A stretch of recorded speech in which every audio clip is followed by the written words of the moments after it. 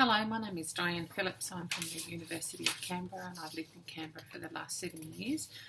I'm originally Welsh with Scottish and Welsh parents, and I think I've got some gypsies in my background. But anyway, previously I've worked all different countries all over the world, so from Western Samoa, Seychelles Islands, China, New Zealand, Australia even, Switzerland, Greece, and that's been great. I have an education background, an educational psychology background, and I'm looking at my PhDs from an organisational studies perspective, and that means that I'm looking at it from people, processes, practices, and perhaps philosophy in that space. So my PhD topic is looking at the impact of neoliberal ideas on research, governance and practice in young universities.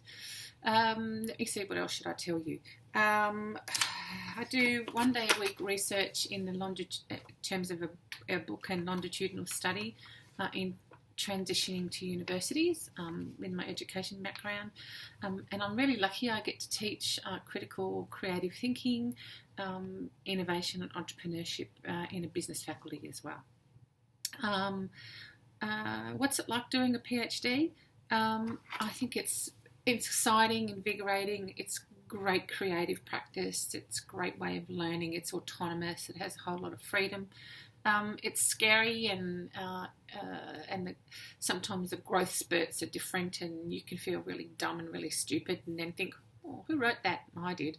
And so, it's sort of like a complete intangible sort of space where you waver on it from feeling great about it to be feeling hopeless about it. So it's also exhausting, and I suppose it should be the hardest thing I've had to do. I've had some really big jobs in my life, so I kind of find it a bit different, that this is harder. But anyway, what is it, 1% of the population or something does a PhD.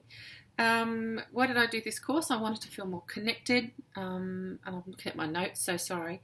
Learn more about the process, learn to reflect on myself and the process I'm in, hear everybody else's stories, think about how to get more help and self-help about various issues.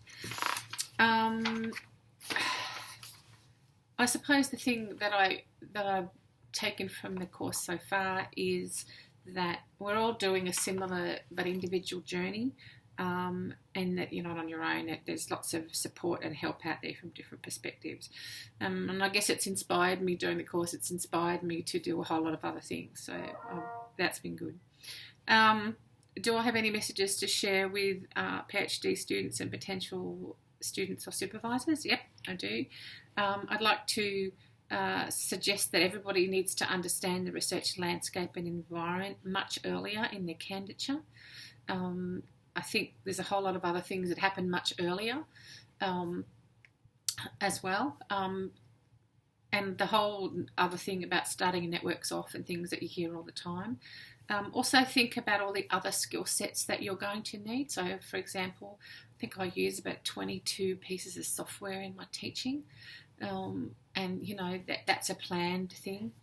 So whatever the gaps are in your personal experience and knowledge, I think understand what the job is that you want to do and go and have a look at what's required of that much earlier on. So it's not just about research and a specific area.